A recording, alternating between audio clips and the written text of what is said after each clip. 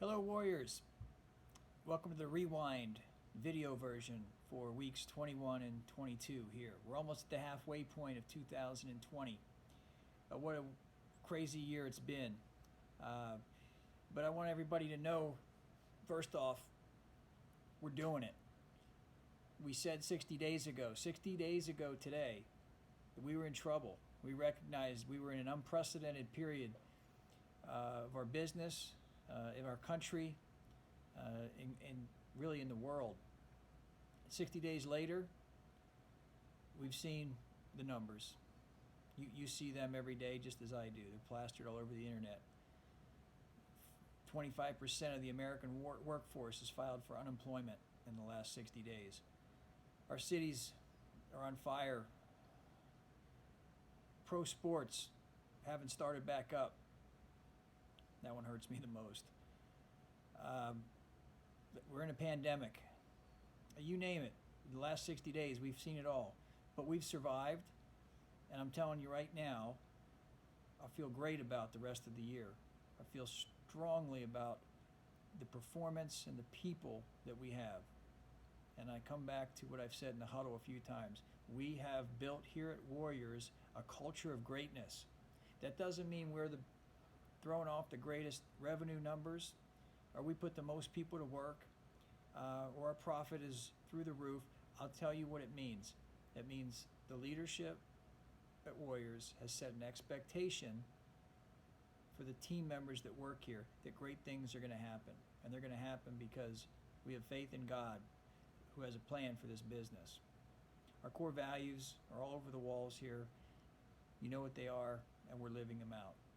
And I'm grateful that we have those, because those core values, the tenets of our business, have gotten us through the toughest period in our 21 years. Having said that, and to be honest, we're not entirely sure what we're going to do in the next 2 weeks regarding some of the cutbacks we made and some of the changes we made as safety precautions within the business, and I'll get into that in a minute. Let me start on a few things that I would normally go through in the rewind, and that's, am I being too subtle? And in this section, I just really lay some things out that are happening and want to be clear. It's my way of communicating clearly and honestly. The health of the company over the last 2 months was not good. We lost money in April as a business. We lost money, and when the numbers come out, we're going to show a significant loss in the month of May. We were prepared for that. Very thankful for the work from Mitch Linenfelder and Rob, keeping us on track, applying for all of the grants and loans that we were able to apply for, and to really cut back on unnecessary expenses in the business. And I want to thank all of you, team members here, for accepting a pay reduction to your base salary, and for our leaders giving up all their commissions. We would not have made it through the last 60 days with 0 layoffs had we not made some of the changes we made. We made them early. We made them as a team. So thank you all. The cutbacks that we made were reasonable. They were made 60 days ago. And I want to add that as we start the month of June, I think we may break a record this month for revenue. All 3 of our service lines are doing phenomenally. At least they are the first week of June. So who knows? We take this business day to day, week to week, and in this climate we've never seen before. Who knows what's going to happen?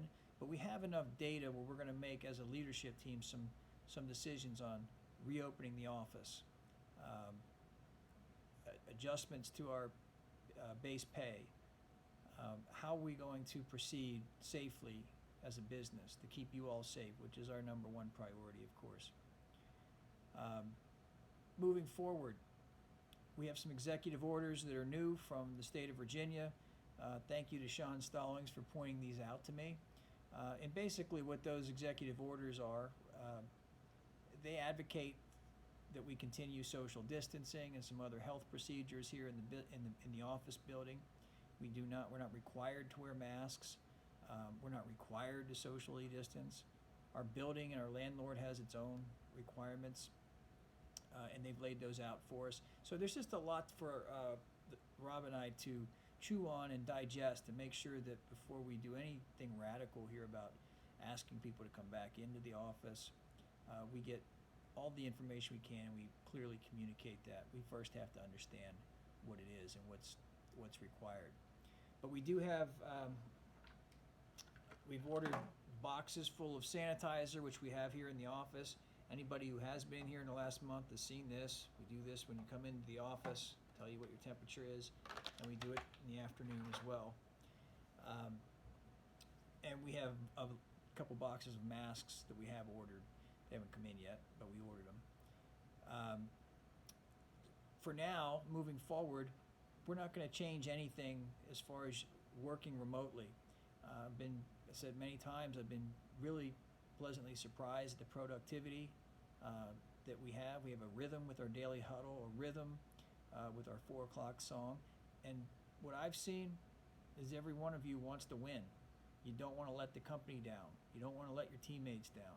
And so we've held everyone accountable, but you've held yourselves accountable. And for that, I think working autonomously, remotely, may work for us as in the future. Again, more on that after we have our, we're going to meet June 18th as a leadership group and try to affect some change. Let me just jump down to some wins that we've had over the last 2 weeks at the company. Starting with our newest RPO account, we put Preston Sutherland to work out in Port Hueneme, California. That's Marcus Hamilton's candidate with a company called CRG. We just received today confirmation that Praveen Singhal's EOD came through to work on the JETS program at Perspecta.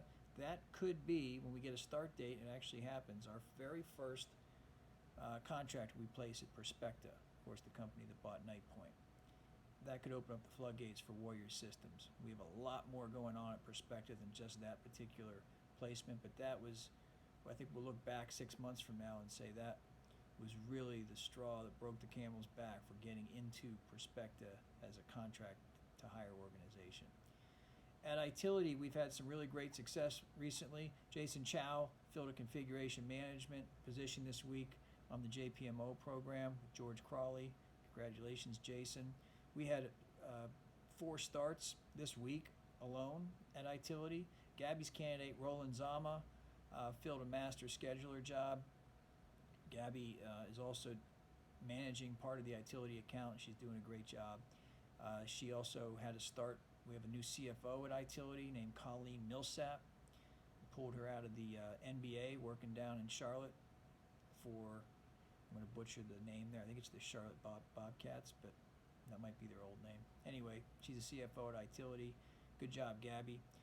Marcus's candidate, Dave Upreti, started this week. Well done, Marcus. Justin Chesham started. He's a deputy PM at Itility. Again, that's Marcus's candidate. We have a placement at New River Systems by Chad Wiggins, rookie, first placement. Chad placed Rochelle Morton in a service desk weekend position. Great job, Chad. Dominoes are going to start falling for you. Coach Walt Hamilton put a contractor to work this week named Dale Aiden at Smartronix. Big win for the Warrior Systems team. Daniel Hong put an NDI placement together. Marissa Monaco for Huck's team there at NDTI. We had a start at IGH. Tasha's candidate, Mike Shingler, started this week, June 1st. Way to go, Tasha. By the way, Tasha got engaged and has a big fat ring on her finger. Really excited for you, Tasha. Finally, we had an offer accepted for an executive search deal to start June 15th for Sean Thompson at Smartronix, and that's Maddie's candidate. I may be missing a few in here, but I count 13 hires over the last 2 weeks. Those are all wins. Another win, we were able to transition our chairman of the BHAG board from Gabby Litwin, who's done a phenomenal job keeping our most important goal tracked daily, and we transitioned that responsibility to Keely McCarthy. Keely's a rookie, but she's proven to be a great value to us, and this will be another responsibility that we're going to ask one of our new employees to take care of. Our numbers year to date, we're embarking on the 6th month of the year, which will close out the 2nd quarter for us. As I said when I opened up, we'll lose money in April, and we'll lose money in May. But I'm really hopeful that in the month of June, we're going to have a record revenue month, and that might be able to balance out some of the losses we've had in the past few months. We're doing things the right way. Rob and Mitch are all over the legislation that's being passed as we speak by the government for PPP loans and additional rules that are changing on those regulations from our government, and I'm really thankful for those two guys. So while I'm doing my best to operate the business and put people to work, we have a great financial team supporting us and you. That's all I've got for this week. I hope you've enjoyed the video version of the Rewind. I didn't talk too much. Everybody have a wonderful weekend. Stay safe, and please get out of your house. Exercise, refresh, replenish. Enjoy your families. A lot of great things happen in this country.